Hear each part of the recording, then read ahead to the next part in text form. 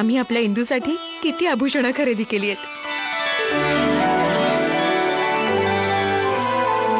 आहेत तर खूपच सुंदर, पण तिला दाखवलीत का जी हे घालणार आहे? नाही, तिला दाखवायचे. आहे कुठे आमची इंदू? ती इथेच कुठे बाहेर खेळत असेल. मंदिरा, काय राणी साहेब, जरा इंदूला बोलवून आण. राणी साहेब, इंदू आणि प्राचीला मनू तिच्या संग घाटाकडे घेऊन गेली. घाटावर? हा तर आपल्या मनाचा मोठेपणा आहे की आपण आमच्यासारख्या व्यक्तीची प्रशंसा करताय. अगं हा तर म्हातारा आहे. नाना भाऊना पण असेच आहेत. सांगितलं होतं नवरदेवाला आणा, पण त्याच्या वडिलांनाच घेऊन आले. परंतु हे तर आमच्या समस्त परिवाराचं आणि आमच्या इंदूचं सौभाग्य आहे की तिला आपल्यासारखा रुबाबदार वर मिळतो. याच्या बरोबर इंदूताईचा विवाह. पण कौसल्याच्या निधनानंतर आम्हाला आमच्या दोन्ही मुलांची चिंता सतावतीये. 2 मुलांचा बाप.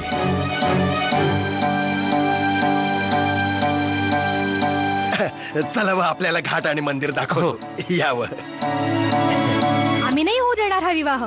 आजोबांना सरळ सरळ सांगून टाकेन, आम्हाला नको हा म्हातारा भाऊजी. मनो, मी पण सगळं स्पष्ट ऐकलंय.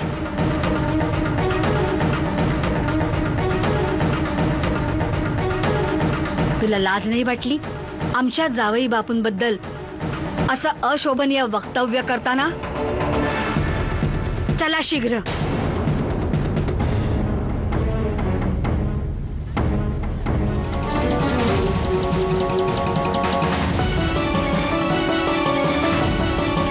न जाणो कुठून कुठून लोक निळकंठ शास्त्रींपाशी कुंडली जुळून घ्यायला येतात, आणि तुम्ही इथे राहूनही त्यांच्याशी संपर्क नाही साधला. जा मोरोपंत, आमच्यासाठी इतकं तरी करा. आणि एक गोष्ट ध्यानात ठेवा, मनूचा विवाह पण आम्ही इंदूप्रमाणेच प्रतिष्ठावान घराण्यातच करू. हिने आधी नानाला बहकवलं की त्याने चुपचाप शामरावला घेऊन यावं. मग याला बहकवलं की चला जाऊन नवरदेवाला पाहून येऊया. आणि आता तर हे चाललंय मोरोपंत की ही इंदूला समजावतीये की तिने हे लग्न मुळीच करू नये. ते तर मी अजूनही म्हणते. इतक्या म्हाताऱ्या माणसाबरोबर का कोणी लग्न करावं? मनो, पण आजी साहेब, मी बस, खूप झालं. कंटाळलोय तुझ्या या अशा वागण्यानं. पण अप्पा, चुप. आता एकही शब्द नाही.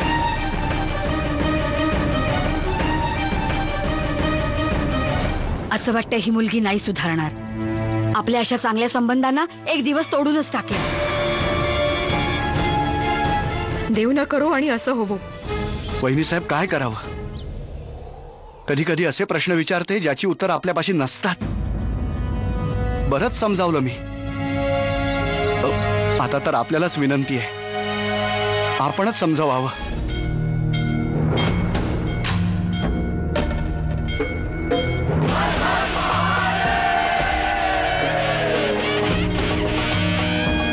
साहेब, आम्ही विवाहाला विरोध करत नाही आहोत, पण आपली इंदूताई किती लहान आहे आणि त्यांच्या होणाऱ्या पतीचं वय तर. बाळा, विवाहासाठी वराचं वय नव्हे, घराणं आणि गुणांना महत्व असतं.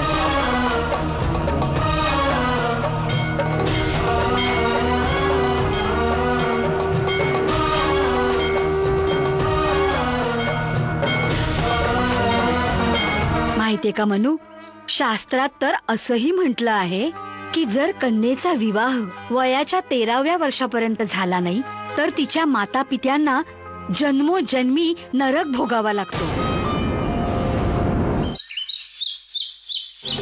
आप्पा, मला कळलं आता.